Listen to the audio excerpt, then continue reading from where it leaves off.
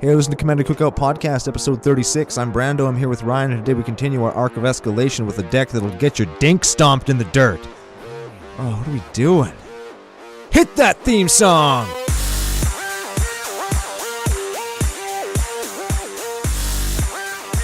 Hey, Ryan, we're back for another adventure. How you doing, man? We are back. What is going down? A whole ton. We've stepped up a notch in our arc of escalation. We have. And we're moving into, like we teased last week, we're going to talk about a real piece of shit today. Yeah. Tier 4, Kaervek the Merciless. Oh. We've talked about him a couple times on the cast before. Yeah, F you, Corey. F you, listener. Because it's actually a listener submission. Pays to be part of CCO Nation. Just saying. I don't know his real name. I only know his tapped out name and Twitter name. What is the tapped out name? 99 Ghosts. Go find him on Tapped Out. Also on Twitter, at 99 DED Ghosts. 99 Dead Ghosts. Huh. He spelled dead wrong. Yes. I think he probably meant to. Go back to school. Stay in school, kids. Very important. Become an English degree person like Brando. Just like me. And then work at a radio station and start your own podcast. Just like me. And then become better than CCO Podcast and everybody's favorite podcast, and nobody listens to CCO Podcast anymore. Shut up, Ryan. Yeah, don't do that. Yeah, don't encourage people to do that kind of stupid crap. Okay, social media coordinates? Social media coordinates. We are CCO Podcast on Twitter and on tappedout.net. That's where you can find all the decks that we talk about in the past or the future. Not today. 99 Ghosts is on Tapped Out today for this list. We are commandercookout@gmail.com if you want to send us fan mail, hate mails, show suggestions. No nudes. Nudes! Sorry, I yelled. We're also Commander Cookout on iTunes, Google Play, Google Machine, YouTube, Patreon, Commander Society, EDHREC.com, and Podomatic, where we are valiantly still engaged in our efforts to take down those scrapbooking ladies. Yeah, those scrapbooking ladies have a steadfast hold on the #1 games and hobbies podcast in all of Podomatic. Yep, and I dislike them so much. Listen to another cast, didn't you? I have taken to listening to the show, so I can hate them more and more every day. All on my own. Yeah, I'm trying to figure them out. I'm going to figure them out. Did you subscribe to them? No, I did not subscribe to them. Good. I'm not going to help them beat us. No, absolutely not. So what do they talk about? Scrapbooking. Their current, we'll call it an arc, is like something you can do every day in your scrapbook. Maybe that's just what they're into. But I don't care if that's what they're into. Should we do an arc where every day in December, here's something you can do with your Magic deck? On the first day of Christmas, here's something you can do for your deck? 5 golden Sol rings? No. Yes. Maybe yes. We actually could do that. Maybe. You know what? Here's the thing that I've been wanting to do for a while is those beer advent calendars. Ooh. But they're like $100 and whatever. I'm not going to pay $100 and whatever for 25 beer. Yeah, that's you just buy 25 beer and just drink one every day. Yes. That's way less. It's like 31 beers. Well, I guess it's an advent calendar. It's only 25 beers. Yeah, that's what I mean. And they're all like different kind of crafty thingy, blah, blah, blah. But it's like, just go to the liquor store and get one of those Pick 6-packs and just buy like a bunch of them, and it's going to be less than $100 and whatever. Yeah. Ugh. Speaking of craft beer, I went out with Kylo last night. Ooh. And like a date? Like a date. Went to a concert. It was fun. Went to see, what are they called? Death from Above. Death from Above. Yeah. It's a 2-man band. I didn't know that. Oh. Do they wear like on the cartoons like the drums and all the things? They were wearing like 85 different instruments. No, he just played the drums, and then the other guy played the guitar. Oh, sure. Yeah. So anyway, went for supper first. Local brew pub called the Yard and Flagon. Oh, like that place. And they had this delicious beer that tasted like Cinnamon Toast Crunch. Oh, we've had this before, and I don't like this Cinnamon Toast Crunch beer. It tastes like Fireball or Hot 100 to me. I love it. But the brewery that makes it down in Regina, Queen City, capital city of our province, stopped making it forever. Good. So now I can't get it anymore. And the beer that they replaced it with tastes like motor oil. Ooh, I like that kind of beer. Motor oil? Is it black? Yes. You hate hoppy beer. I'm good. Oh, no, well. It's hoppy. It's hoppy? It's hoppy. Okay, I'm not interested anymore. It's so hoppy I don't like it. Ooh. Yeah. Regina sucks. Right? And that's not even one of those facts that can be debated. Even people who live in Regina. Hate it. They only make the argument because you got to have the argument. Yeah, their water tastes like you're drinking it out of an asshole. And their city smells like it's coming out of an asshole. And it rhymes with vagina. Yeah. We all already know that. That's part of what makes it funny. It's part of the joke. Stupid God damn it. Anyway.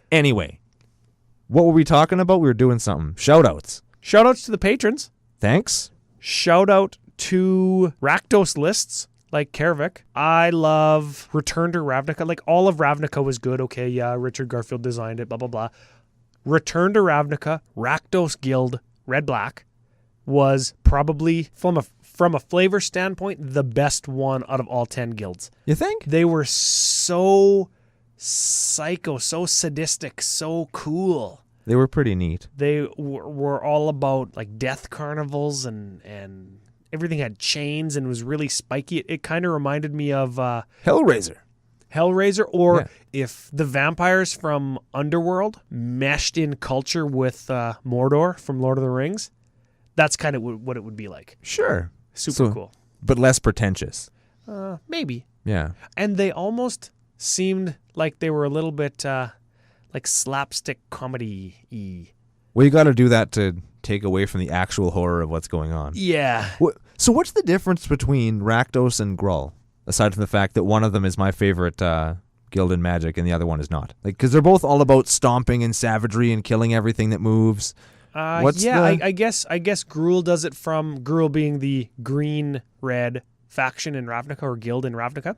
I guess they do it from a natural perspective. They're from nature. It's beasts. It's very feral. It's very huntsman rage oriented, where Rakdos is more like death and carnage and chaos grounded. So Gruul destroys things haphazardly because they're doing something else and stuff happens to get destroyed, whereas Rakdos goes out to destroy things. Yeah, if Rakdos is kind of like the Joker.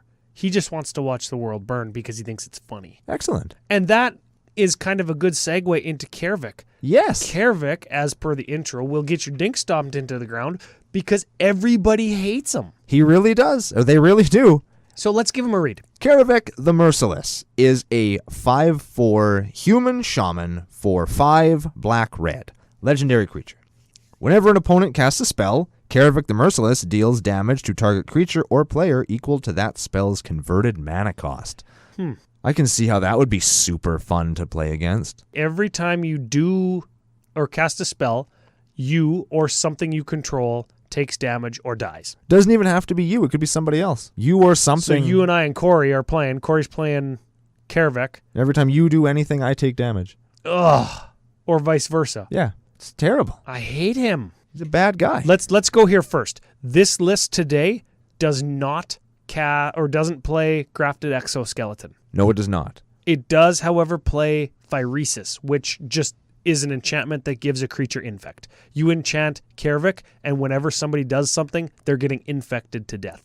There is redundancies in this with, of course, Glistening Oil, card of the week from a couple weeks ago. Yep. Grafted Exoskeleton, like I just mentioned. Tainted Strike if you're terrible, yeah. Tainted Strike is not as good because it only is till end of turn, but if somebody drops a 10-drop spell, they're going to die. Yep. Earthquake for 11. Eat a bag of dicks. Yeah. So that is a very high power route that you can go down with Kaervek. This list by 99 Ghosts is not. So should we get into the recipe? Sure. Let's take a look. Let's Creatures, get this over with. 20. 20. Plus Kaervek. 21. Yeah, so let's give a little bit of a sample of the creatures. Let's start with, how about Magmatic Force? Magmatic Force is an elemental, 7/7 for 8. There's that magic number. Let's see 8. what he does. At the beginning of each upkeep, Magmatic Force bolts something. That means to do 3 damage to them. Each upkeep. Each and every upkeep. So in a 5-player game, that sucker's going to do 15 points of damage every round. Just for being on the table. Plus he's a 7/7. And he's a 7/7 body. Yeah. Dear Lord. Let's go, how about Mogus, God of Slaughter? Mogus, God of Slaughter, is a 7/5 for 2, black-red, indestructible. As long as your devotion to black and red is less than 7, Mogus isn't a creature. At the beginning of each opponent's upkeep, Mogus deals 2 damage to that player unless he or she sacks a dude. So sack a dude or take 2. What a dirtbag. And if you sack a dude instead of taking 2, you're going to have to replace it with something. And then what's going to happen? You're going to take a bunch of damage From Kaervek. from our boy Kaervek. He also plays a little demon called Master of Cruelties. He's a first striking death toucher, 1/4 for 3 black-red.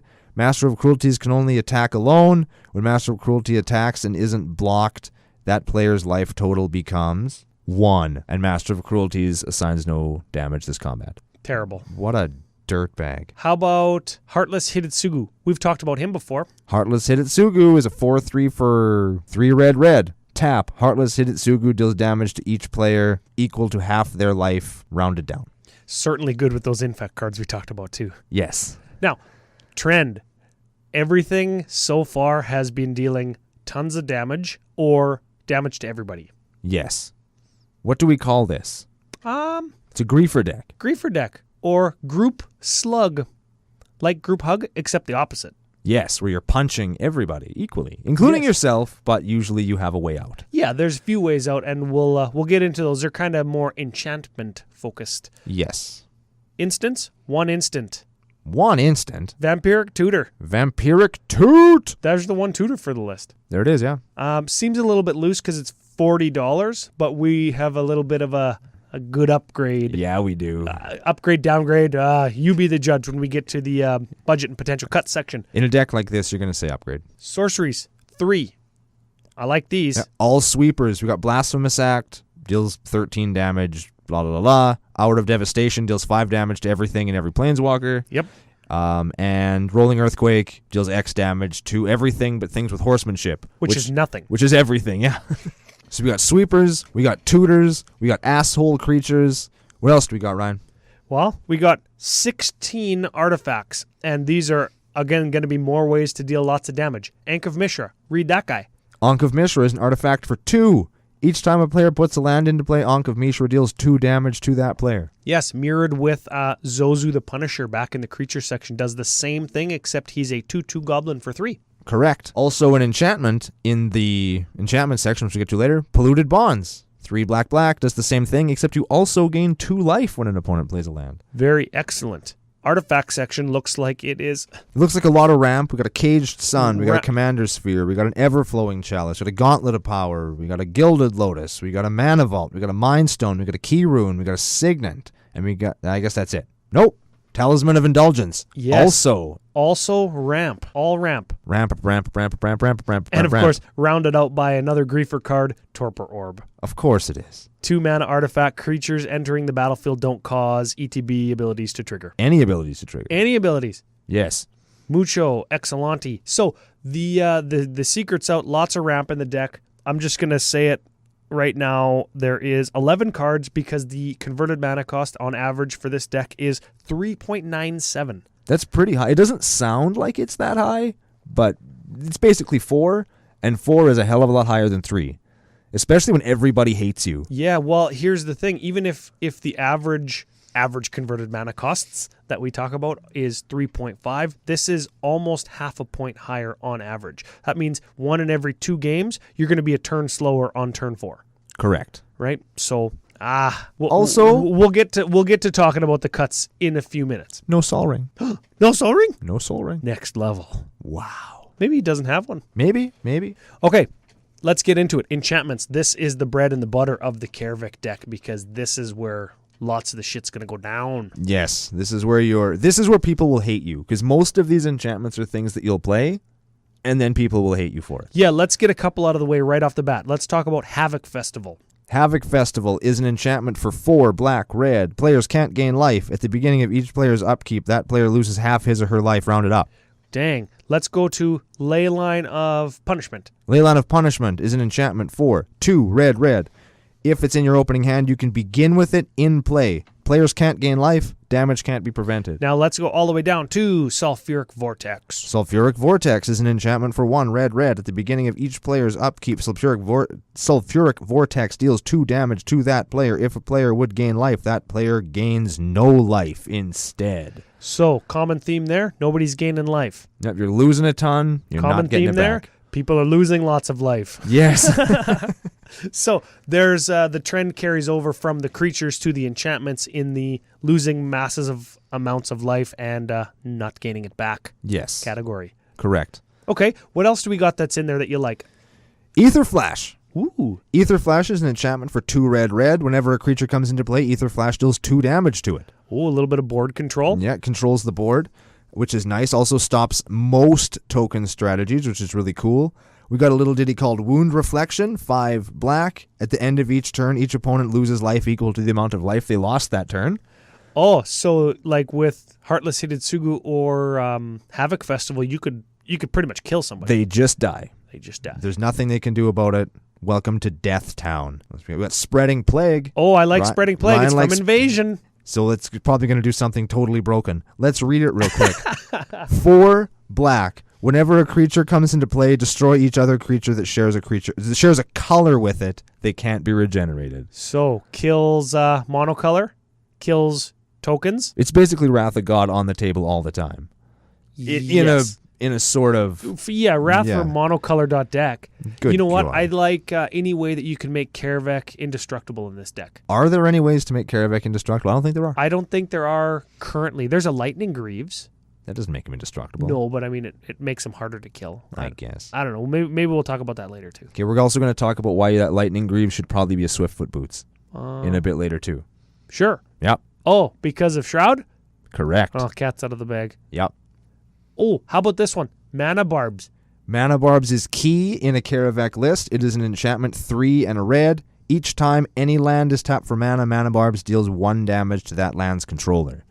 Yes, another good reason to have many mana rocks in this deck. Yes. And another reason to play your utility lands, kids, because you can tap your utility lands to get some effect. Instead of playing spells, which might hurt you in this deck, you can use your mana rocks to do it instead of using your lands and getting hurt by mana barbs, and you can still get effects off your lands. Correct. So, maybe without further ado, 35 lands in the deck. Let's look at them.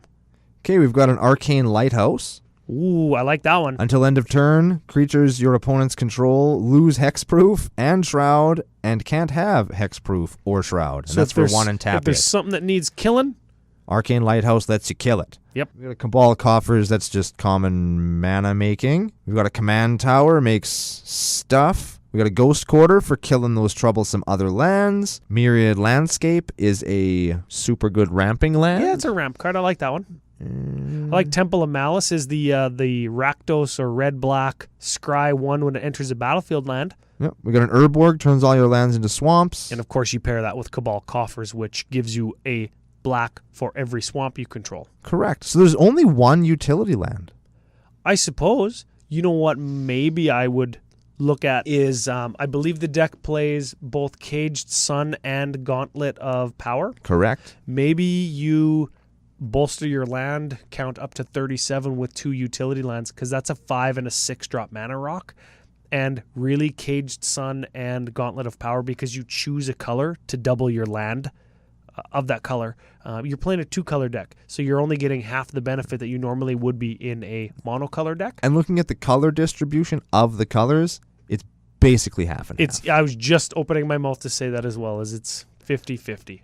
Yes, so you're not going to get as much benefit out of that as you probably should. Maybe you add in a couple removal spells. I mean, as far as punishing the whole table, I mean, Kaervek kind of is a removal spell himself, but he costs 7. Maybe you add in a couple removal spells, instant speed, like the ones Ashes to Ashes or Curtain's Call or something that kills 2 things at the same time. Sure. You know what I like? Urborg Justice. Urborg Justice is an instant for black. Target opponent chooses and buries a number of creatures he or she controls equal to the number of creatures put into your graveyard from play this turn. So what that means is target opponent sacrifices a creature for each creature that went into your graveyard this turn. For black instant. Is that good in this deck, though? I don't know if How it's many good creatures in this deck? 21. And they're all big, cost lots of mana, and you want to keep them around. So if somebody kills one of them, you can kill one of theirs? Yeah? I don't know. Maybe that's better in like a sacrifice token deck to wipe someone's board. I don't know. I just like that card. Okay, card draw spells, including Sheoldred the Whispering One, because she gets you a card back from your graveyard every one of your turns, right? It's pretty good. So she's a 6/6 Swamp Walk for black 5. At the beginning of your upkeep, return a creature card from your graveyard to the battlefield. And at the beginning of each of your opponent's upkeeps, that player sacrifices a creature. That's why they call her Swamp Bitch. Yeah, she's a bitch. And she isn't really dealing damage to anybody, but she is helping you further your game because let's say you get back your Heartless Hidetsugu every turn because people are killing it when you try to equip it with Lightning Greaves. Yes. Yeah, so you can get them back every turn and keep a constant threat on the board, right? Very important. She's good. Targeted removal or deals damage to things. Planeswalkers, repeatable sack effects, blah, blah, blah, right? 8 of them. 8's a good number, but again, a super high converted mana cost. Maybe you cut some of those higher end mana rocks, the Gauntlet of Power and the Cage Sun. Maybe you include a couple more kill spells, right? Maybe you up that number to 10 removal spells. There's 8 of them? Yes. So there's Kaervek. Yep. And Vile Smasher. Yeah, things like Vile Smasher, things like Vishino Heretic. Give that guy a read. He's from Urza's Legacy. Vishino Heretic is a 1/3 for 2 and a red. 1 red, tap, destroy target artifact. Vishino Heretic deals to that artifact's controller damage equal to the artifact's converted mana cost.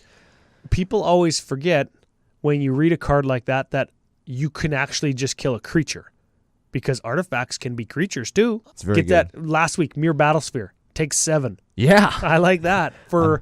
Well, I guess Vishino Heretic costs 3 and then 2 for his ability. So you're spending 5 to kill a Mere Battlesphere and take 7? Hypothetically, if you could untap this guy over and over again, say you can, could you use his ability on an indestructible artifact to just ping a guy out of existence? If they had a Darksteel Colossus, you could just like take 11, take 11, take 11, take 11. What's the Oracle text? Brando never reads Oracle text, FYI. Correct. Destroy target artifact. Vishino Heretic deals damage to that artifact's controller equal to the artifact's converted mana cost. I don't think so because it needs to be destroyed. That's the worst. And indestructible things can't be destroyed. That sucks. Because that'd be sweet if that's how that worked. He's still good though, and 75 cents. Nothing to scoff at. Correct. Repeatable, right? We talk about that over the last couple episodes a few times. Repeatable effects in Commander, very good. Yes, anytime you can do something, it's redundancy. It's redundancy on one card. Yeah, not my cup of tea. I like to blow my load and get out, but hey, to each their own, right? Okay, mass removal, 6. Very good. And that also includes things like I'm gonna say Ether Flash. Play a creature, it takes 2. Ether Flash is a good one. It's gonna get stuff, or it's gonna stop stuff from getting played, right? Yes. So that's definitely a thing. And then we went into the other sorceries, Blasphemous Act, Hour Devastation, Rolling Earthquake. Oh, shout out to X costing Wrath spells. Yes, they're very good. They give you that strategic edge. They do, yeah, because you can, equip Kaervek with something or pump them or whatever with your Cage Sun that's in this deck. And then you can Earthquake for 1 extra and capture a bunch more creatures in your Rolling Earthquake effect. Yep, get all their little noobs and still have Kaervek on the table to beat ass with. Because he does attack pretty good. What is he, a 5/4? He's a 5/4. It's big. It's okay. You can keep your Kaervek, you can keep your Dread, you can keep your Obnix, you can keep your Olivia, you can keep your Platinum Empyrean, you can keep all kinds of good stuff. Oh, shout out to Platinum Empyrean in this deck. Your life total can't change. 8/8 artifact for 8. Pretty good. I like that. Yeah, pretty good with Heartless Hidetsugu, especially when you equip him with Pheresis or enchant him with Pheresis, and then you don't actually take any damage. Correct. Sweet. There's a little combo for you. Yep. Good on you, 99 ghosts. I like it. Ramp spells. Liliana. Liliana of the Dark Realm, or the Dark Butthole, depending on how you want to talk. Yeah, I guess where you're from, you'll say it differently. She's a Planeswalker, 2, black, comes in with 3 loyalty. Add a loyalty, find a swamp, put it into your hand, -3. Does that count as ramp? Technically, it's not ramping you any further. It's just making sure you hit all your land drops. I don't think that's ramp. Would you count Boundless Realms, that one where you can remove all your planes from the deck and always put one into your hand? Is that I don't a ramp count spell? that as ramp, no. Oh. I count that more like a card draw spell because you're drawing a land card every turn. Then there's no ramp in this deck. If you minus Liliana, or like if you ultimate her, that's ramp. Read that is ramp as hell. You get an emblem that says swamps you control tap for black. Oofra. What? That's pretty good. That's not too bad, yeah. That's pretty good. -6, right? Yeah, -6. And her -3 is she shrinks or grows something based on the number of swamps you have. Yeah, so you could play her for 4 and then immediately kill her and maybe plus or minus something. I don't know. It's not that good. Yeah, she's not very good. She's a mana. I like her spell. first one, yeah, because it's kind of like card draw. You have repeatable card draw, but you only ever draw land. Exactly. Yeah, I do like her. And she's like $9. She's What? not that good. Like, she's not $9 good, is she? Or $8 good? She's an I think she's probably going to become a black staple in EDH. So if you can get them now. Yeah, I like that one. Because they're only going up. And then he's playing Soren Markov. Shout out to him. Of course he's playing Soren Markov. His -3 is excellent, and he doesn't even die. Target opponent's life total becomes 10. Like, what a dirtbag. Yes. It's the other stuff he does, it doesn't matter. It doesn't effing matter what his other stuff does. Your life total becomes 10. You know what? There is strategic merit to his +2 ability. He +2s to deal 2 damage to target creature or player, and you gain 2 life. So you could dust a creature and gain life, which is important in this deck because it's part of the way that you break parity. Yes. And he is a 4-mana planeswalker, I should have said, for black, 3. So he's 6 cost. His -7 is you control target player's next turn. Mindslaver. Yeah, whatever. That's whatever it is. So he's going to Siphon Soul you, he's going to 10 you, or he's going to Mindslaver you. He's going to Siphon Soul you, he's going to 30 you, or he's going to 10 you. He's going to 30 you. Yeah, he's going to make you 10. Or he's going to Mindslaver you. It's ridiculous. He's good. $17 price tag good? Probably. Probably, yeah. He's that good. I play him in my Rakdos deck because somebody's going to take 30. Somebody and then loses everything 30. in my deck is going to be free to play. Yeah. Yeah. What a dirtbag. Yeah, like him. Okay, Mana Rocks and Dorks, we had touched on them already. There's actually 11 of them. I think additional kind of statistics, because we've already covered Mana Rocks. Damage to all players cards. Ooh. 18. That's where you want to live. That's lots, including aforementioned Ankh of Mishra, Zozu the Punisher, Polluted Bonds, Harsh Mentor from Amonkhet.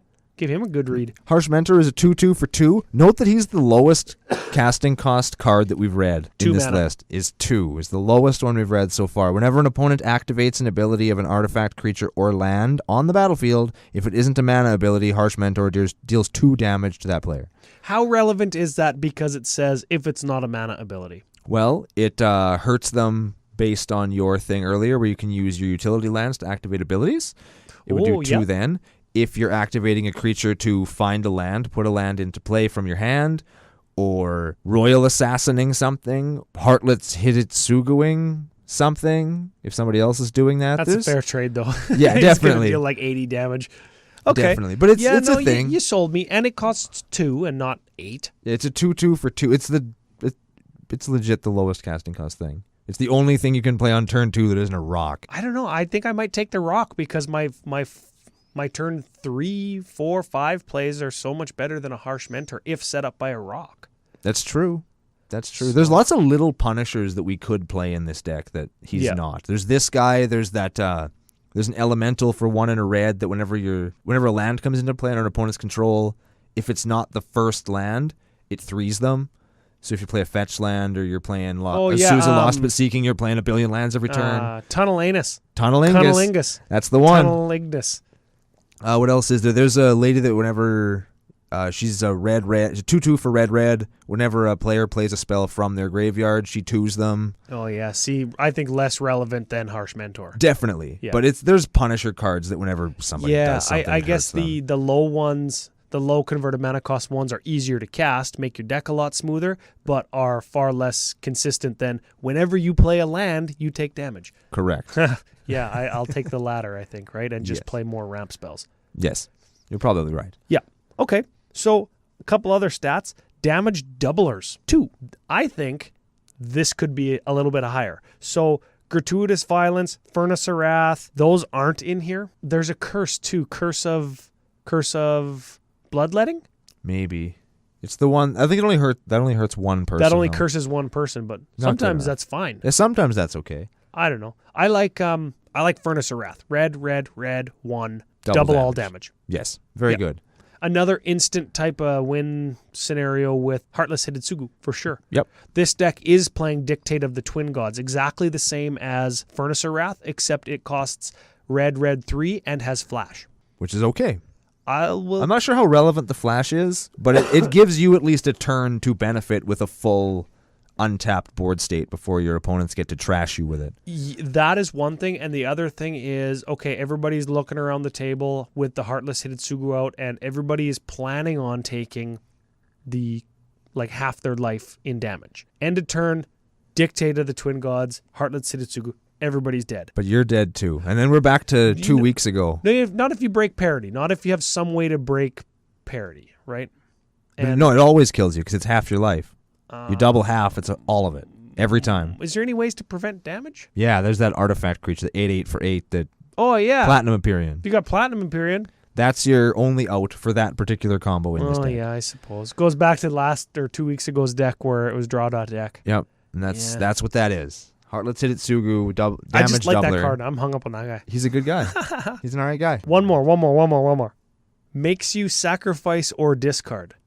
And mass. 6 cards that do that. It's pretty good. It's another griefer type category that just people hate because they're not allowed to play your cards. Now, what I think that this deck is for sure missing is particularly because you got 6 discard/sacrifice cards, Bajuka Bog. You'd hate to be playing against, the Gitrog deck or the Golgari deck at large and have them just reanimate everything. Or random other black deck that can reanimate. Or white deck that can reanimate, right? Yeah. So get your Bajuka Bogs if you're playing black because they're going to enter the battlefield, exile a graveyard. Yeah. Leyline of the Void might also be a nice include in this deck. Oh, yeah. If you're going to get away from if you could take out Leyline of Punishment, replace it with Leyline of the Void. Because you've already got redundancies in the players can't gain life category. Exactly. You can take out Leyline of Punishment. Leyline of the Void has the same text. If you start with it in your opening hand, you can start the game with it on the battlefield. Yep. And if a card would go to a graveyard... To an opponent's graveyard. To an opponent's graveyard, it gets exiled instead. So your Shield Druid still works. Your creatures can still come back with your Shield Druid. Exactly. So that's a good one. It's a I very like good that one. for sure. Turns 1 through 3. Ramp. I think that's how you play this deck. Ramp. Kaervek. That's what you want. Cut the Harsh Mentor, play a Soul Ring. Average converted mana cost 3.97. We covered that already. A little bit high thanks to the creatures, but a lot to everything. A lot of the creatures look like they're the biggest offenders though, but they're also kind of the most powerful cards. They're going to seal the game for you, right? Because your mana barbs or your dictate or your whatever is only going to get you so far before everybody starts dink stomping you and destroying all your enchantments. Your creatures are going to have to step in and start swinging. Correct. Or blocking, which is one of the things that I notice about this particular build is with the exception of Kazul, Tyrant of the Cliffs, who is a 5/4 for 3 red. Whenever an opponent attacks you, they have to pay some amount of mana. I believe it's 3. Yeah. Or you get a 3/3 ogre that'll block that creature. I like that. It's kind of like propaganda, but it's like red propaganda. But on like a giant dude. All these creatures are big and they're swingy and they cost a ton of goddamn mana.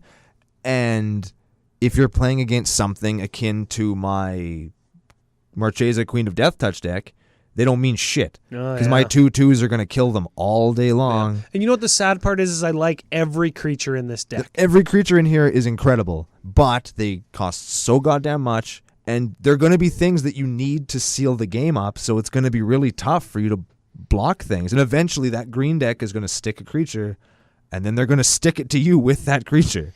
Yeah, you know what? I think the traditional Kaervek list maybe has, some ramp. Get Kaervek out or get your damage to everything cards onto the table, and then it's a control deck.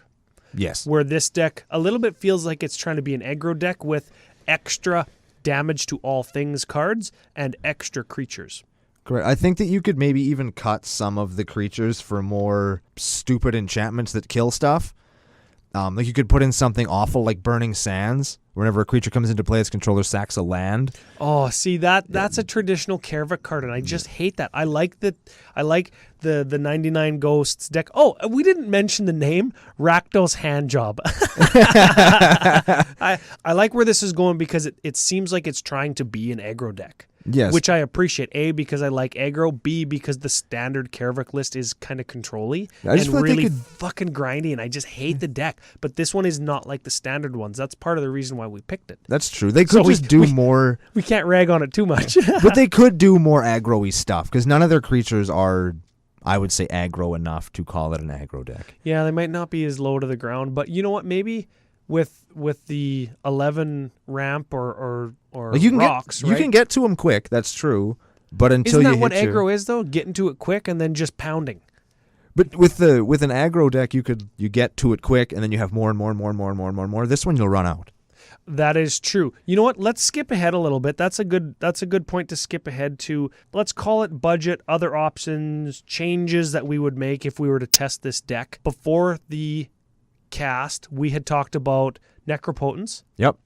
So Necropotence, enchantment for black, pay 1 life, exile the top card of your library from the game. At end of turn, put it into your hand. So essentially, it's pay 1 life, draw a card. You just have to wait until the end of your turn. Yes. Okay? 1 life for 1 card. He's already playing Phyrexian Arena, enchantment for black 1 at the beginning of your upkeep. Pay 1 life, draw a card. Is it upkeep or draw step? Draw step. Upkeep. Upkeep. Draw a card. Draw a card, lose a life. Okay, cool. Let's just talk about that for a second. You're already losing lots of life, but you're probably doing more damage than anybody else at the table. So you might actually have more life than people already. Yes. Right? So Skeletal Scrying is X, draw X, lose X. Ancient Craving, draw 3, lose 3. Phyrexian Arena, Necropotence, Phyrexia's Caress, draw 3, lose 3, get 3 poisons. Yep. There's another one too, which is draw 3, lose 3 from Portal. There's all kinds of card draw in black. That's the point. And maybe if you played some of that alongside something like, what did we call it? The enchantment? Exquisite Blood. Exquisite Blood. There's a reason this card is $20 more than just it being printed in one set. This card is phenomenal. In a deck like this, I would play it immediately. So, black for enchantment. Whenever an opponent loses life, you gain that much life. I'm gonna go back to Heartless Hidetsugu, 4-player game. Everybody's at 40 because you got Exquisite Blood on turn. Sorry, you got Heartless Hidetsugu on turn 3, and you got, or 4, Exquisite Blood the turn after. Right? Heartless Hidetsugu, 30 to everybody. You lose 30. Or lose 20. 20 to everybody, and then including you, and then you gain back 60. And then you Necropotence. Like your whole library until you find your combo piece. The end. Yeah, so sick. Super powerful, Exquisite Blood, and it's like $18. Which is a lot. It's actually lots, yeah. The foil ones are like, well, double, I guess, right? So we had a couple other things that we thought would go good in a deck like this, and we came up with them independently, so they kind of went down different paths. Yes. So you go first, because you came up with better ones than I did. Thanks. 2 things that I noticed aren't in here that I just kind of noticed. Pyrohemia and Pestilence. Oh, yeah. Those are also very good in... both dealing damage to people and controlling the board. Correct. So both of those are enchantments for red 2 or black 2, and you pay one of the color that the enchantment is, deals 1 damage to each creature and each player. Yep. And then if there's no creatures in play, you sack it. But it's a good little control card. Keeps all those little things off of your AS. Yeah, I definitely like those ones. But they're not here. Moving on. Also, I guess I was thinking we could take out some of those other can't gain life things, and you could replace them with other can't gain life things. Ooh. Yes, like we could. You're still getting your redundancy with can't gain life. Correct. So you could take out, let's just say Leyline of Punishment, because that's kind of the one that I'm thinking of. It costs 4. You could replace it with something like Reign of Gore. Ooh. Reign of Gore is black-red enchantment. If a player would gain life, they lose life instead. So if you have that guy that's trying to get... You got the Orzhov deck. Just black-red? Yeah. Black-red. If a player would gain life, they lose that much life. Tap a swamp, tap a mountain. Yep. Really? Yep. Really? Yep. I like that. No more gaining life for you. Also, there's Everlasting Torment. It's an enchantment for 2 and then a Rakdos hybrid mana. Yep. Players can't gain life. Damage can't be prevented. Damage dealt as Wither. Damage is dealt as if it had Wither, which is -1/-1 counters. So even your indestructible creatures are going to eat shit. Yeah, now. and I like damage dealt as Wither with Kaervek because he can target something that he normally wouldn't target and not kill it, but maybe he deals 4 damage to a 5/5. Now it's a 1/1. Yeah, it's less threatening now. So your Pestilence will take care of the rest. Yeah, their crappy Wormcoil engine is just, who cares? Yep. Like, nice 6/6 lifelink, bro. Yeah, now he's a 2/2. Is there a 1/1? Yeah, okay. He's terrible. So those are things I was thinking of, just kind of an enchantment things. I also thought, and this is my big one, should we talk about the tutor right now? Should we do the tutor? Or should we say that till later? No, I like the tutor. Okay, and again, this is the budget section too, remember? So we've got one tutor in here which is cool in CCO Nation. We don't mind that. The Vampiric tutor, $40. Too much. So let's replace it with a 50-cent piece of crap. Yeah. You know what's better? This Another piece of shit from Kamigawa. From where?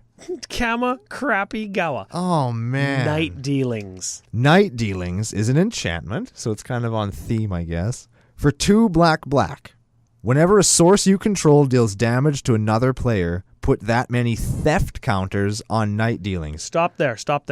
Whenever a source we control deals damage to somebody, Yes. isn't that what our entire deck does? Yes. And we put that many counters on? Yes. Continue. Second ability in a new paragraph. Black 2. Remove X theft counters from Night Dealings. Search your library for a non-land card with converted mana cost X. Reveal it. Put it into your hand. Holy shit. Yep. Yeah, I think we can make that replacement. So you take your $40 Vampiric Tutor out and you put your 49-cent Night Dealings in. Yep. And it doesn't search right away. So there is a little bit of an installment plan that you're paying. And there is a little bit of a premium, but you've got what is going to essentially be every single turn search for whatever you want for 4 mana. You're Diabolic Tutoring every turn. Yes. Sounds like a great way to break EDH parity. It sure does. Because you're not allowed to play more than 1 Diabolic Tutor. But here you go. Here's 1 every turn. Yes. So good. Also, the picture's fun. It's got little rat guys on it. I don't Super understand what's going on neat. That there. is 2 little rat guys, and they got a little jade thing, and they're doing... Who's dealing what? Kamigawa I thought stuff. that the Jade thing was a dude and there was rat statues beside him. Oh, But you're thought sitting that- closer to it than I am. It's like an auction where there's a rat guy, and he's got the little jade statue, and the other guy's like selling it in the night for a good deal. Yes, all of those things. Yeah. We could call this card Black Friday. Ooh, That's I my- did some Black Friday shopping. What'd you get? Not on sale because it's like a piece of my bar. I got a mirror. I don't need a mirror for me anymore. Okay. So I got a mirror. I got a baby seat that bounces. We got it like on Kijiji. Never shake a baby, Ryan. You can shake them gently. CCO wisdom. Yeah, you can shake them gently. That was on Kijiji though, so we had to go to someone's house to get it. Oh, What else did we get? We got a new vacuum. We got a Shark vacuum on Kyla's recommendation. They're really good. Yeah. Yeah. And she's listening now too. Yes, she is. When she hits episode 36. You know what she'll hear? F you, Kyla. Ooh. You live with her. I don't. Yeah, I can take it. Okay. Getting back to the real world, a.k.a. the podcast. Magic. Yep. Some of my changes. Or are you done? You had more? I had one more. You had one more. Okay. I had one more, and this is super secret, and we had to make sure that it worked the way that I said it worked. Yeah. This is a good one. So check this out. What's something people are going to do to Kaervek all the time? Try and kill it. Correct. So let's say we equip it with a Scythe of the Wretched. Ooh, Scythe of the Wretched. Scythe of the Wretched is an equipment from Mirrodin for 2, equipped for 4. Equipped creature gets +2/+2. Who cares? Check this out. Whenever a creature dealt damage by equipped creature this turn is put into a graveyard, return that card to play under your control and attach Scythe of the Wretched to that creature. Wrath of God. Mm-hmm. I'll 4 my Kaervek. Wrath goes off. Kaervek comes back. I'm going to terminate your Kaervek. Kaervek will 2 himself. Terminate resolves. Kaervek comes back. I'm going to Hero's Downfall your Kaervek. Thanks, bud. I'm going to 3 damage my Kaervek. He is going to die, and he's going to come right back. Sick. It does actually matter that +2/+2. Yes, the +2/+2 is important. Because that makes him survive a 4-mana Wrath or a 5-mana Wrath. Correct. Then you got to get up to those 6-mana removal spells that probably most people aren't playing anyway. We're playing some of them in this deck. Yeah, but that's right. Well, you know what? 5 and 6 is kind of the new place that Wraths live in contemporary Magic. We just don't see a lot of them in Commander because You can play Wrath. We've got 4-mana Wraths. Yeah. Or we've got the good 5-mana Wraths. Correct. Yeah. And none of them kill Kaervek anymore. Yeah, good find. Yes. Scythe of the Wretched. $1.50. Yeah, and they're $1.50 or like $38 Canadian. Yep. Yeah.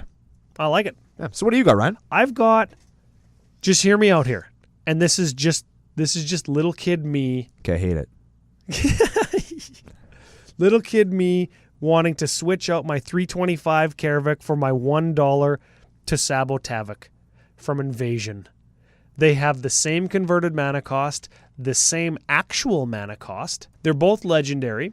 They both have 4 toughness. They're practically the same, except to Sabo Tavik says, first strike, protection from legendary creatures. Tap, black, black, or black, black tap. Destroy target legendary creature. It can't be regenerated. It says destroy target legend. Does that mean creature? Yeah, Oracle text. Oracle text. You can't kill artifacts or lands with it. You also can't kill planeswalkers now that they're legendary. It's Stupid. legendary creature, kids. That's what it is. It's the worst. Sorry. Awesome art. Way better than Kaervek's. Yeah, very cool. Cool flavor in the story of Magic. She was one of the main generals for the invasion of Dominaria from Phyrexia. So she's a Phyrexian. She very much is. Neat. Yep. Cool art. I like it. Look it up, people. Sabotavik, one of the most badass bitches in all of Magic. Agreed. And you could kind of play the same deck, just a Griefer destroy everything deck. Yeah. I think to Sabotavik would be a little bit more grindy, control-y type deck. Yes. And also what would fit in there on theme as well. Gate to Phyrexia, throwback to episode 1, Hirobi, Death's Wail. Gate to Phyrexia is an enchantment for black. Sack one of your bros during your upkeep to destroy any one artifact.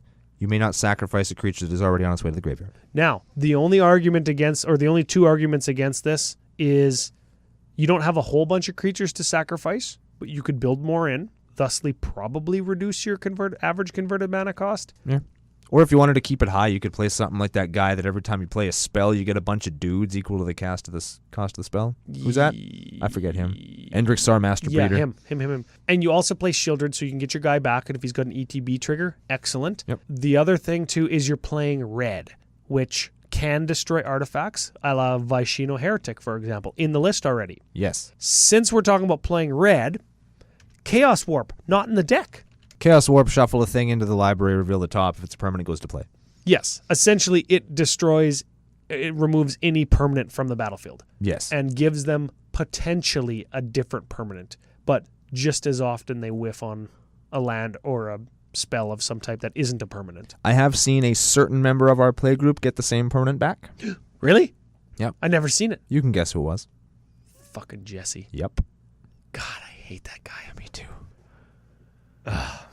F you, Jesse. Finally, this is maybe a little bit more of a standard include like Chaos Warp is. What about Insurrection? Costs 8 and wins the game. There we go. We haven't had one of those in a while. Red, 5. Yep. Gain control of all creatures. They all gain haste. And they all untap. And then you have to give them back at the end of your turn, but you just swing for the fences. Correct. That's like a win condition that the deck is more or less lacking, it seems on paper. It seems like it's lacking a way to close out the game. Now, that being said, lots of destroy things in the deck, lots of damage to multiple things in the deck already. Does Insurrection give you the standard Insurrection benefit that it normally gives you? Probably. Would it take some tweaking to optimize Insurrection in the list? Maybe? A little bit, yeah. And I think it's because... I think that Insurrection would actually be a lot better in this deck than in certain other builds of Kaervek because you only have 3 ways of really dealing with their creatures. So they're going to... mass, right? Blasphemous Act, Hour Devastation, Rolling Earthquake. Yeah, so the odds are they're going to have their best guy because they're not going to sack their best guy to Shieldred. You know what else would go in this deck? The Abyss. Or Magus of the Abyss. And Magus of the Abyss. Now we're talking. Yeah, now we're talking. During your upkeep, sack a dude. Yes. Yeah. Period. I like that guy. Yeah, he is excellent. The only thing that maybe the trouble we would have is how do you make the deck still kind of do the same thing without changing it so much if we've got all these little cuts and tweaks that we wanted to make. We mentioned Ley Line of Punishment a couple times. We mentioned Cage Sun and Gauntlet of Power a couple times. And if you wanted to make it faster but sacrifice the flash on something like Dictate of the Twin Gods, there is cheaper options there in Furnace of Wrath. Yes. That could be all things, but all of the top end of the creatures seem pretty beatery. Yes. I think some of them could go. I think there's a Sire of Insanity in here. I would immediately get rid of him. Oh yeah, you don't like that guy very much. I do not. We'll read him real quick. And you know what? Here, Sire of Insanity though goes very good with all the 1 life for 1 card. Like Sire of Insanity with Necropotence is golden. Yes, it would be excellent. But hold on a second. Give him a read. At the beginning of each end step, each player discards his or her hand. And he's a 6/4 for 6. What does Necropotence say? Because they go into your hand at the end of your turn. You would have to layer it so that the discard happened and then you drew. Oh, yeah, that would be terrible because you could layer it to keep them at the end of your turn, but at the end of the next person's turn, you would just...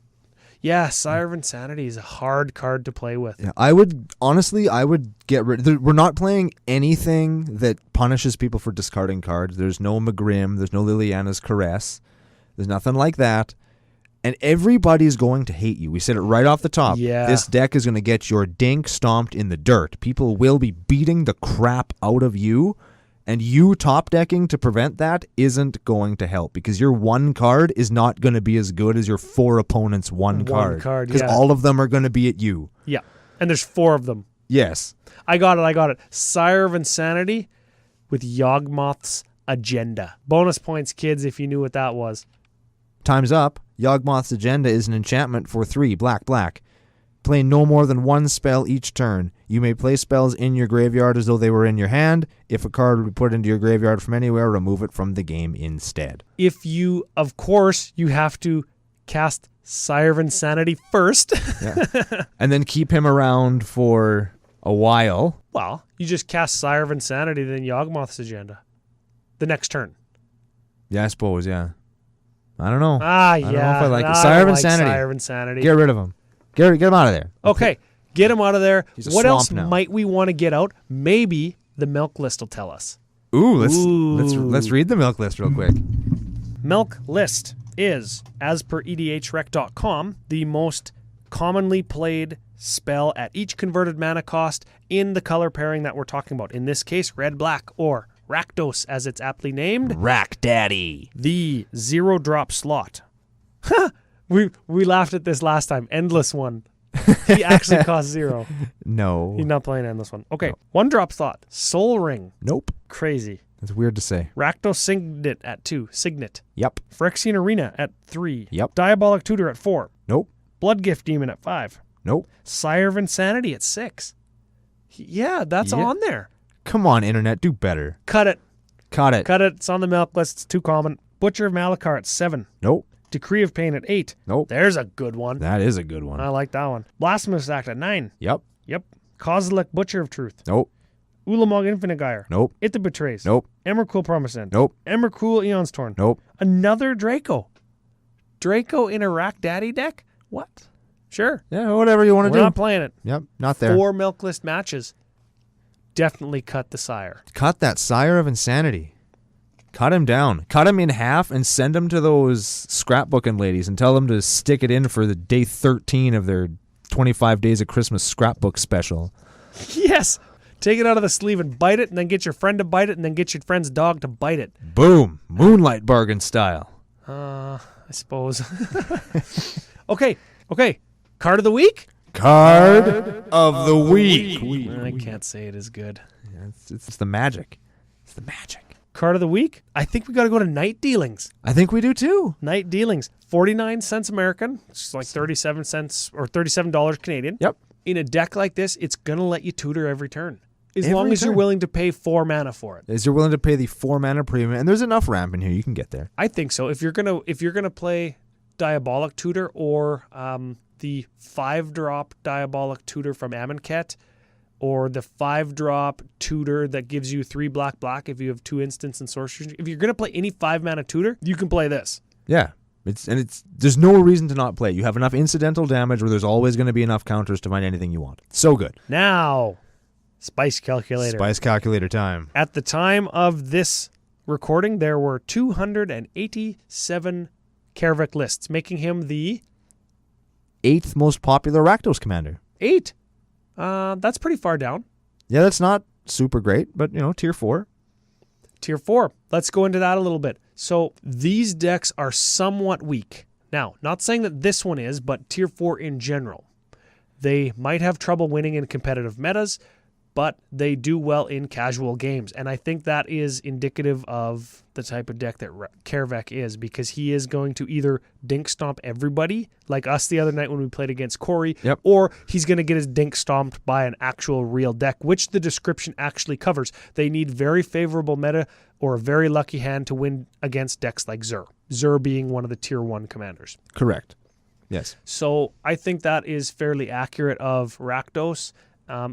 He might actually, be at kind of the upper echelon of tier 4, and a good build in a competent player's hands might edge him into that tier 3.5 if that existed. I really think that he's a powerful commander because he can destroy so many things as long as you can keep him on the table. As long as he's alive, you can do all kinds of stuff. Average converted mana cost, 3.97. We already talked about that, beat it to death. Yep. Slow deck because normally he is a control deck. And this one, while it is trying to do the aggro thing, it seems, all of the creatures are big and you got to ramp up to them. So I think critical turn 5+, I don't think you're going to be able to win the game unless you do Heartless Hidetsugu combo with Phyresis, but then you are going to die yourself. Yeah, with you, not... Yeah, no, it's a slow deck. Maybe if you get the God Hand and get your Phyresis on your Kaervek. But then people are just going to like cast their first removal spell and take like 1, 2, 3 infects. So yeah. It's a slow deck. Uniqueness rating. Oh, sorry. Optimal game size. Same thing. You're either going to want to play this in like a 3-player game so there's not that much hate. Yeah, so you can outlast the hate and your incremental damage will just pound everybody down. Or a 6 or 7-player game, yes, to actually have the attention diverted off of the Kaervek. And even then, if you have an Ankh of Mishra turn 2, Zozu the Punisher turn 3, you are gonna get your head kicked Mana in. Barbs turn 4. Yeah, you're dead. You're dead. You have to be really good at politicking with this. You got to be careful with a deck like this because you are gonna. People hate you because every card in this deck will make them hate you, and every time you play another one, they will continue to hate you. Yeah, for sure. That was actually one of the strengths and weaknesses that we didn't really touch on super heavily. Yeah. We'll get there in a second. We'll do Spice Calculator real quick here. Optimal game size. I'm giving this list the benefit of the doubt and saying it wants to play in the big game. Yes. Six games, max it out in the formula. Uniqueness rating. Cards that are different than EDHREC.com stock list, only 19. Huh. Yeah. One tutor gives us a Spice Calculator rating of 41. Huh. It's above 40.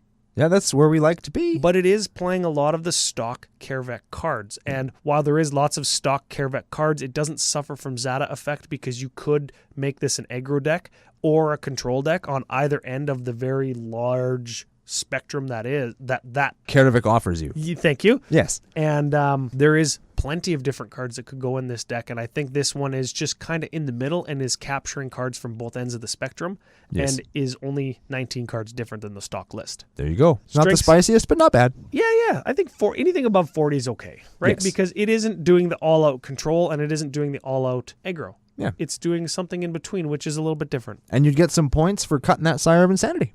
For sure. Strengths and weaknesses. Weaknesses. We beat him to death. It costs lots. It's a little bit slow. It's really hard to politic. Gonna get dink stomped into the dirt. It's harder to convince people to let you stick around when you have a Burning Sands than when you have a Howling Mine. Ooh, yeah. Yeah. If the opposite of the Griefer deck or the Group Slug is Group Hug, yeah, it's easier to be everybody's friend and not get your dink stomped when you're playing Howling Mine. Yeah, try and convince somebody to hit you, but every time you play a land, you just have to sack a dude. It's not that bad compared to saying, you get to draw an extra card every turn. Woo! Come on, right? Just try and talk somebody into saying, no, Burning Sands is fine. Just try and do it. Let me know how it goes. Yeah. Strengths can be very punishing. Yes. Oh, good lord. A Kaervek with a good draw will just ruin your whole evening. Also, he doesn't take no shit. If you play something, Kaervek can get instant redemption if he's on the battlefield. He's like, what are you targeting? Oh, yeah. Kill your thing. Yes. Right? That's a fun thing with Kaervek. There's no, if you do that, I'm going to get you back. It's not. It's immediate. Before their spell even happens, you're getting them back. Earthquake for 5. I wouldn't Earthquake for 5. Why not? But it's too late. You already did, so take 5. No, 6. Because Earthquake for 5 costs 6. Oh, yeah. Plus your 5-point Earthquake. Exactly. So it's actually 11. Yeah. Treats everybody equally. That's true. Kaervek, he could be the mayor of CCO Nation. Yeah. He treats everybody equal. He's going to, for the most part, spread the love. For the most part, a Kaervek player is going to target creatures to keep them off of the Kaervek player's back. Yes. Right? He's going to use them as a control card to make sure that he doesn't get attacked to death. Yes. And that is going to be consistent with everybody because I guess for the most part, everybody plays creatures. Yeah. Everybody's going to play spells that are going to deter the Kaervek player from winning. Mm-hmm. So he's going to deal damage to them. So he's very equal. Yep. no discrimination with Kaervek. Yep. So you could always use the tactic, but I'm not targeting you. And let me know how that goes too. Final thoughts of the day on Kaervek. He's got a 41 spice. He played 4 milk listers. I think both of those are respectable. Listener submission, 99 ghosts. We didn't beat your deck apart that much. I'm sorry if it seemed like we did. I actually like the deck because it looks like it's trying to do something different. So what's Brando's last thoughts of the day? Do you want my last thoughts of the day? You want my last thoughts of the day? Who wants my last thoughts today? I didn't like the deck very much. And I just didn't like it because it didn't pick a side. Basically the exact opposite of what Ryan just said. I wish that he just had gone all the way out aggro or not. I either want to just get punished because this deck doesn't really encompass enough of what Kaervek does good enough to, I think, stave off an attack from somebody who's focused. If you step into an arena where everybody else is playing the tier 3 lists, like we're going to get to next week, I think you're just going to get your face just reamed out and you're going to have the bad night. You're going to ruin everybody's early game. You're going to get killed, and then you're going to be in for a long-ass game because you effed with everybody so much that the game is going to take an extra hour. That's my final thought on this one. Kaervek himself is super excellent, and a deck like this can be a lot of fun. I had one for a while. Corey's got one. They're lots of fun. I highly recommend you try them out, especially if you want to go into the higher end of the lower end of the powerful tiers. But next week, we're going to get into those decks that have that bad tabletop reputation that might make you think they're going to be in tier 1, but they're not. And we're going to do that on the next episode of Commander Cookout Podcast. Hit our theme song! Boom!